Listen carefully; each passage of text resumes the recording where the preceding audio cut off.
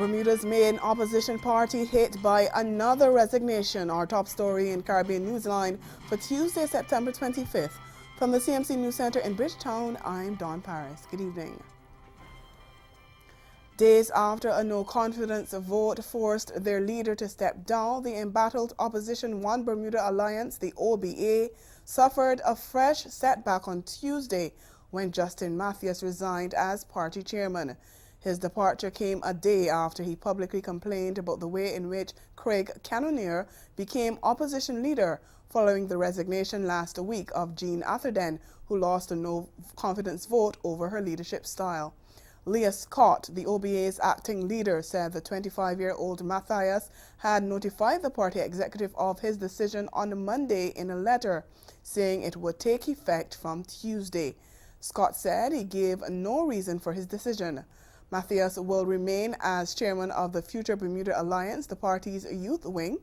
The OBA's leader in the Senate, Nandi Outerbridge, will act as chairman until the position is filled through an election process. Cannonier was sworn in as opposition leader on Monday after receiving the backing of 8 of the OBA's 11 MPs, but he must go through a separate process to be elected as a party leader. There are calls for the Jamaica government to find alternatives to implementing states of public emergency to respond to the country's crime problem. The most recent call comes from Reverend Andidhere Jones, chairman of the Jamaica Umbrella Group of Churches. He says the state of emergency is a necessary short-term intervention at this time, given the crime situation in the country. But he says the group is concerned that the emergency measure could become a long-term arrangement. Reverend Jones believes what's really needed is a long-term plan to address the root causes of crime and violence.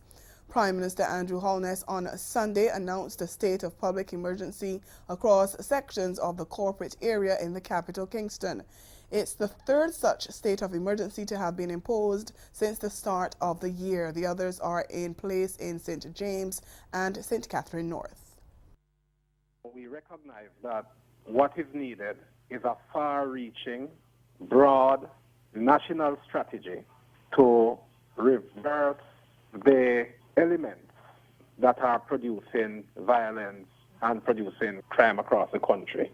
This is now a critical time to look at empowering the people in those communities, in releasing the economic capital that is held in those communities, and to look at ways following up on this state of emergency to generate not only investment by outsiders.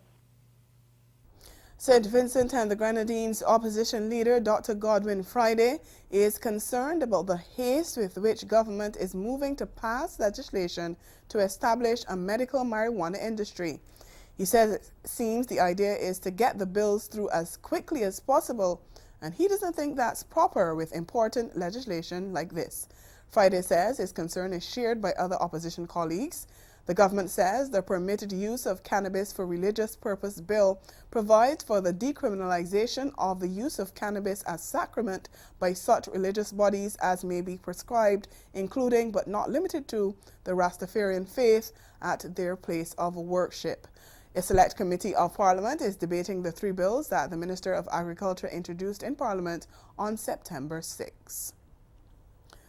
Over in Guyana, as political parties begin their campaigning for the local government elections, the main opposition People's Progressive Party says has accused 3 of the parties of forging the names of supporters for their nomination lists. PPP General Secretary and opposition leader Barrett Jagdeo claims that there are fraudulent signatures in 42 of the 80 local authority areas. His accusations come as the PPP is being accused of doing the same in parts of the Essequibo region. GCOM's Chief Elections Officer Keith Lowenfield, up to late Monday afternoon, said the Elections Management Authority did not receive any objections by named candidates or backers. We get more in this MTV News report. 42 of the 80 areas, either APNU, AFC, or the URP have forged signatures or they have misled people into signing the backers list. In 42 of 80 areas to be contested, just imagine that. Leader of the People's Progressive Party, Bara Jagdeo, accusing the AFC, APNU and the URP of duping persons to sign papers to support them under false pretense. Despite not providing direct details, Jagdeo claimed that in the area of Wim, where the Prime Minister is from, persons claimed they were told that they are signing for better roads or for a Justice of Peace application to be approved. However, their names appeared as backers for a political party for the local government election. According to a PPP candidate from Region 3, the same has occurred there. 7 of our 14 NDCs, we have evidence that the AFC, APNU, and the URP is tricking people into signing documents without even sharing core principal values with them. It's cheating. The APNU, the AFC, and a new group which has established themselves, which is called the Madhya Concerned Citizen Group, have begun to expose themselves of being dishonest. The party leader said the matter must be investigated, as the law says if a name appears on two parties' list of candidates, the name will only be acknowledged on the list that was presented first on nomination day. To this end, Jagdeo claims the political parties must stop the camping out around the returning officers' stations to present their list first on nomination day. This must not be done for the 2020 national and regional elections. The PPP is urging GCOM to strengthen the penalty for illegality by parties contesting elections. The International Monetary Fund, IMF, says economic recovery in Belize is strengthening, with growth in the second quarter of this year estimated at 5.4%. An IMF delegation just ended a 2-week visit to the country, indicated that real GDP grew by 1.4% last year. The IMF delegation noted that the country's economic recovery is being supported by a favorable global environment. The Washington-based institution says real GDP growth is projected at 2.2% in 2018 and just below 2% in the medium term, in line with recent trends. Meantime, the IMF said Tuesday that positive growth should return to Trinidad and Tobago this year, even as it acknowledged that the oil-rich Twin Island Republic is slowly recovering from a deep recession. In a statement following an examination by its board of directors, the IMF said the local economy has continued to contract, but at a slower pace, underpinned by the strong recovery in gas production. It said weak activity in construction, financial services and trade, continued foreign exchange shortages, and the slow pace of public investment dampened non-energy sector growth. The IMF said economic prospects are expected to improve over the medium term, but remain heavily dependent on the energy sector. And it urged the Keith Rowley administration to take advantage of the impact higher energy prices had on the fiscal position and complete the ongoing adjustment given the inherent volatility in energy prices. While staying on the economic front in Trinidad and Tobago, one economist says the current economic outlook doesn't necessarily translate to good news for the government, and he says in that regard, the population shouldn't expect many goodies when the budget is delivered next week. We get more in this report from Jesse Ramdeo of CNC3 News. The 2018-2019 budget that will be presented by Finance Minister Com Imbe next week may prompt more jeers than cheers. I don't think we should expect a bag of goodies at this point in time, simply because we don't have the money. I don't think the economy is booming or has turned around at all. Economist Dr. Roger Hussein says he's not confident that the economy is on the road to recovery, contrary to what was stated by the Finance Minister during the mid-year budget review. I cannot see the non-energy sector turning around. I am not seeing solid growth in the economy. I am seeing a rise in unemployment level. I am seeing a fiscal deficit that continues to be there. I am seeing a continued overvaluation of the real exchange rate. So whilst things may be happening, that glowing, booming picture to me is not there. He adds the impact of the closure of Petrotran's refinery could be far-reaching. Well, I hope the minister intervenes in the fuel price market and in the LPG market some more as needed. If they close the refinery, those are two areas that they need to target. I don't think we should import fuel and subsidize it, so I think we should allow prices to adopt a fairer value. But at the same point in time, the changes that we would like to see take place in the CNG aspect of the whole energy market and in terms of public transportation, we need to make those things so that while fuel prices at the pumps increase, travelers and consumers have sufficiently good alternatives. Dr. Hussein says, however, the government must be applauded for cutting its expenditure and is hopeful there is no change in its position that will be reflected in the upcoming budget. Coming up in Caribbean Newsline, the St. Lucian killed by a police officer in Texas is laid to rest in his homeland. Stay with us.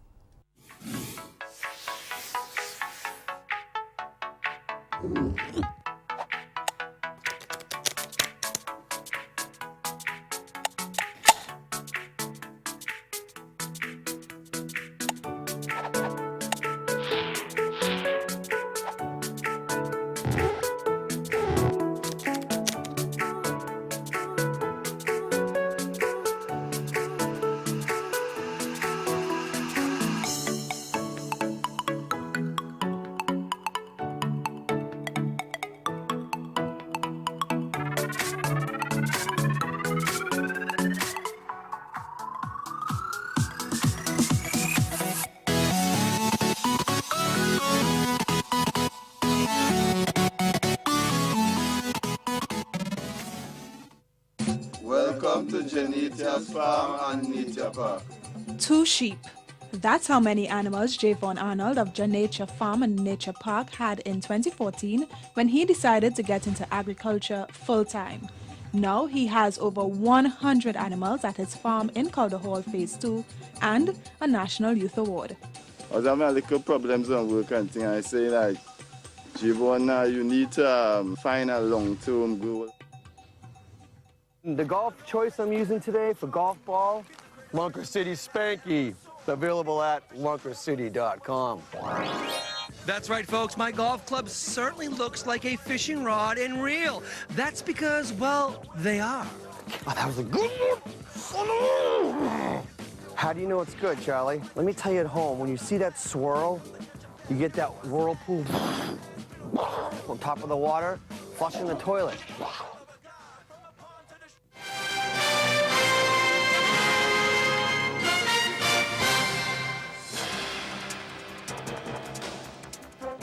Welcome back. The family of Botham Jean, the St. Lucian who was shot by a Dallas policewoman earlier this month, has laid him to rest in the land of his birth.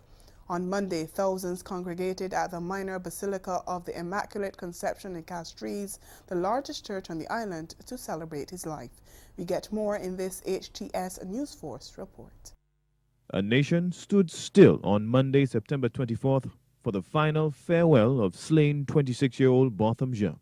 Regional dignitaries, local government leaders, past and present, church officials, past teachers and alma mater, loved ones, well-wishers, and the public joined the Jean family at the Minor Basilica of the Immaculate Conception in Castries for a funeral service that transcended borders and attracted international media attention. In his primary school years, his mother recalls that he was super hyperactive. Like most boys, he was daring, feared nothing. He climbed trees and attempted many dangerous stunts, but remained unscathed. Jean's life was the focal point of proceedings. Botham adored his parents. He loved his family and made time for them, even from a distance. During his sojourn at Harding University and at PwC in Dallas, he maintained regular contact with his parents. He gave his parents equal and individual attention on the phone.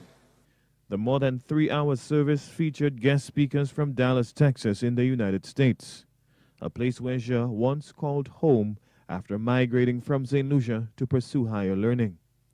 As I journeyed through the land, singing as I go, pointing souls to Calvary, to the crimson flow. Emotions from the podium were hardly contained. A father broke down before a global audience as he said one last goodbye to his 26-year-old son. He asked me if he's a bad son. I said no, both of them. Then he was emotional. He was crying a bit. And I said, no, both of them, you're a good boy. That's my last time I spoke to him. The nature of Botham's killing has led to weeks of protests in Dallas and St. Lucia. Ja family attorneys want Geiger's manslaughter charge varied to capital murder. In the state of Texas, a capital murder conviction can invoke the death penalty. Botham Ja was laid to rest at the Shock Cemetery in Castries. Supporters of the Ja family have vowed to persist with the Justice for Botham movement. In other news, a Canadian firm will construct more than 300 houses in Dominica over the coming months as the island, which was battered by Hurricane Maria a year ago, continues its efforts to become the world's first climate-resilient country. Speaking at the signing ceremony on Monday, project manager at Montreal Management Consultations Establishment, MMCE, Chris Timmins, said houses which should be delivered at various points next year are made to withstand natural disasters. The units are constructed of reinforced concrete. They have reinforced concrete roofs. We have incorporated hurricane-proof windows.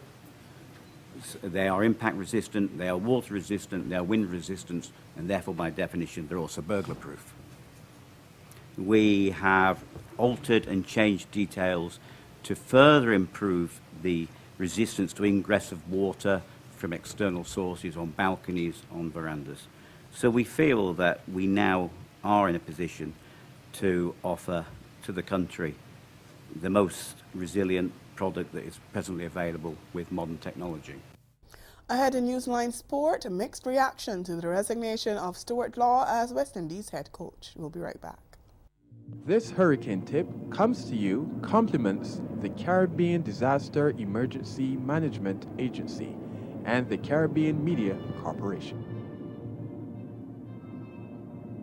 Be prepared. Remain dressed with shoes in the event that an evacuation is required.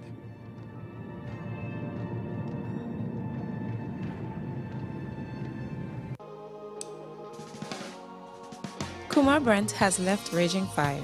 A message posted to his social media accounts began, "After some lengthy deliberation and meditation, it is with a heavy heart that I feel compelled to announce my decision to leave the band Raging Fire. I believe all concerned will benefit from a parting of ways at this point, and I see this as the inevitable conclusion." The five-piece reggae band from Kingston was formed in 2006. So straight into your hot oil goes your garlic and the ginger. Continuing with sports now, there has been mixed reaction to the resignation of Stuart Law as head coach of the West Indies senior men's squad. Jamaican commentator Dr. Akshay Mansingh and an ESPN Cricket Info contributor spoke to TVJ Sports after the news broke. Dr. Mansingh thinks Law's departure is a bit premature, while the Cricket Info writer says he's glad to see the Australian go. TVJ's Renata Brown reports. Less than 2 years after taking up the post to coach a Caribbean side, the Australian-born Stuart Law has decided to leave the Windies after their tour of India and Bangladesh. Law took up the post in February 2017 after the regional board parted ways with Phil Simmons in September 2016. But with the World Cup months away, why now? A release from Cricket West Indies says Law will take up a post with English county team Middlesex in order to be closer to his family. Cricket analyst Dr. Akshay Mansingh gives his perspective. Well, I think the bad timing is more because we were losing yet another coach. It's been a sort of almost a seesaw when it comes to one coach from the Caribbean, one coach from outside the Caribbean. It's just been going on too often. It's not good for stability of a team. And Stuart Law, I thought, had come with that sort of hard ethic, which was, treat the players hard, but also deal with everybody else pretty strongly. And I think he'd earned the respect of the players, and it's a bit sad to see him go. Writer from ESPN cricket for Colin Benjamin is one person who is not unhappy to see the back of Law. I never supported his appointment. I don't think he brought anything special to the team after we got rid of Phil Simmons. That's not to say he's a bad coach. He may very well be a good coach in Middlesex or in other coaching jobs he may have in the future. So I don't see this as a crisis in that we're losing a good coach, as was the case when Phil Simmons was removed. But with the World Cup not too far away, where will Cricket West Indies start their search for a new coach? Well, I think we need to find the right coach. And whether that right coach is international, local, doesn't really matter to me. But clearly, I think now you're going to be looking at an interim coach, because as you mentioned, the World Cup is coming up.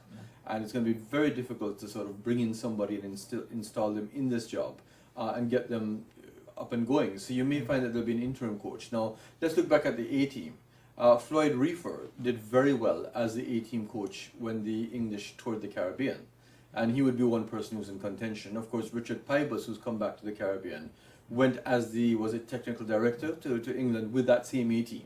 Given the world of T20 cricket, I don't know if there's a coach out there internationally who would want to give up the freedom of movement to relocate to the Caribbean and be with the West Indies team right now. I just don't see it. That's why I'll go back to Phil Simmons. That was a person who had built a strong reputation around the world and was willing to come home. Law becomes the third Australian to step away from the post of West Indies coach.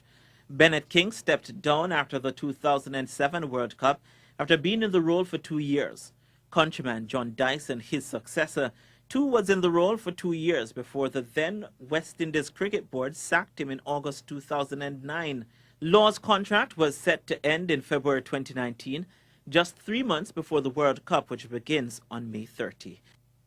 All Cricket West Indies President Dave Cameron says he's hoping for a seamless transition following Law's resignation.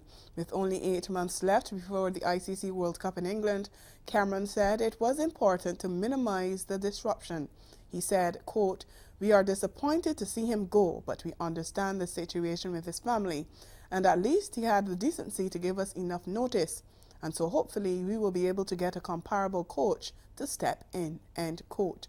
Cameron praised Law's impact on the development of the game in the region and underscored the need to ensure this continues with the next head coach.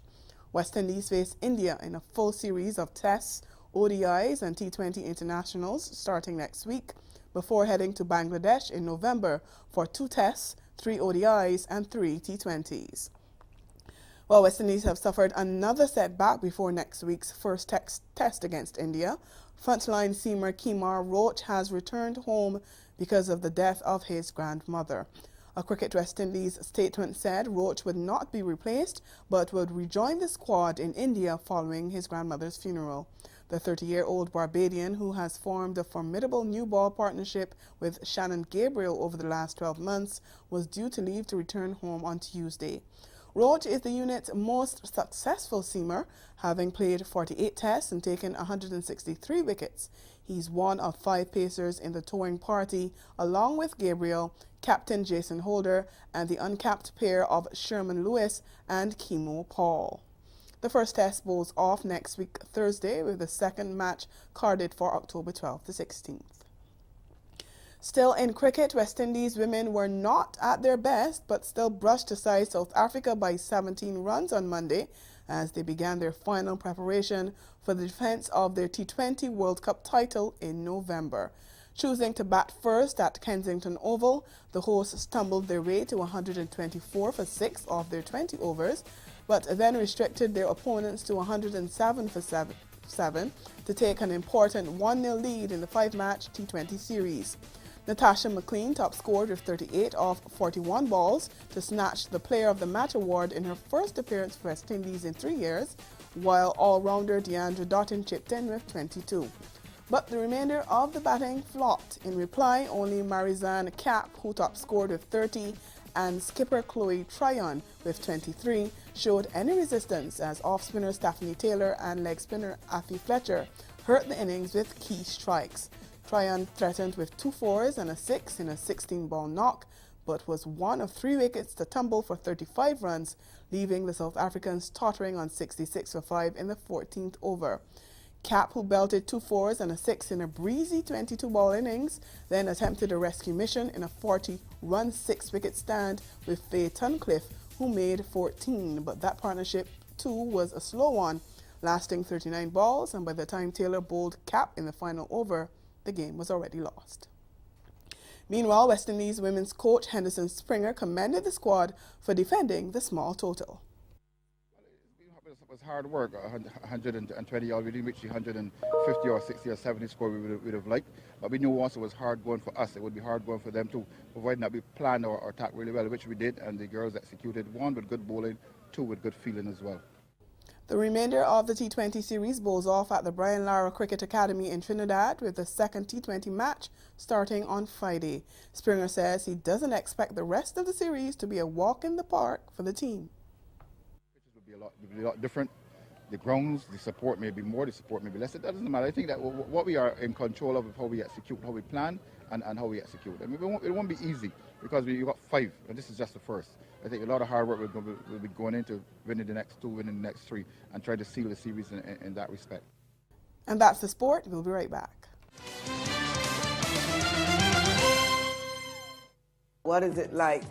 Can you really fit in? Are you really... Have you bought into the system and what is expected there? And how would you adjust to that? How would you work to adjust to that? Right.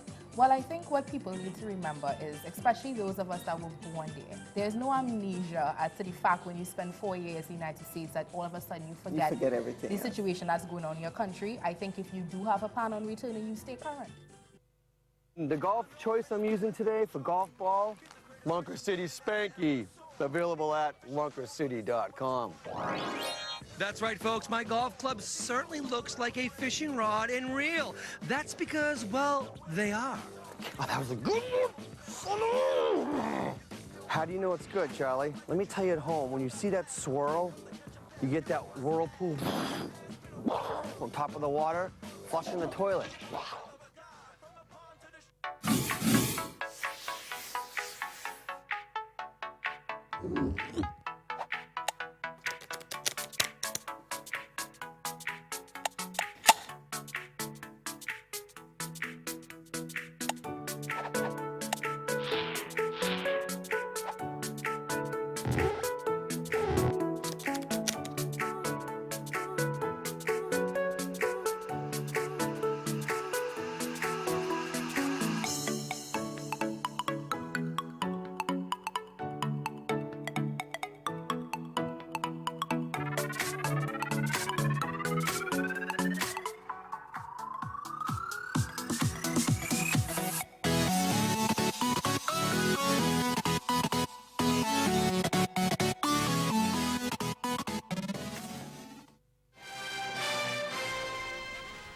Again, the major developments of this day: Bermuda's main opposition party hit by another resignation. The One Bermuda Alliance chairman calls it quits days after the opposition leader resigns following a no-confidence vote. And in sport, mixed reaction to the resignation of Stuart Law as West Indies head coach. And that's Caribbean Newsline.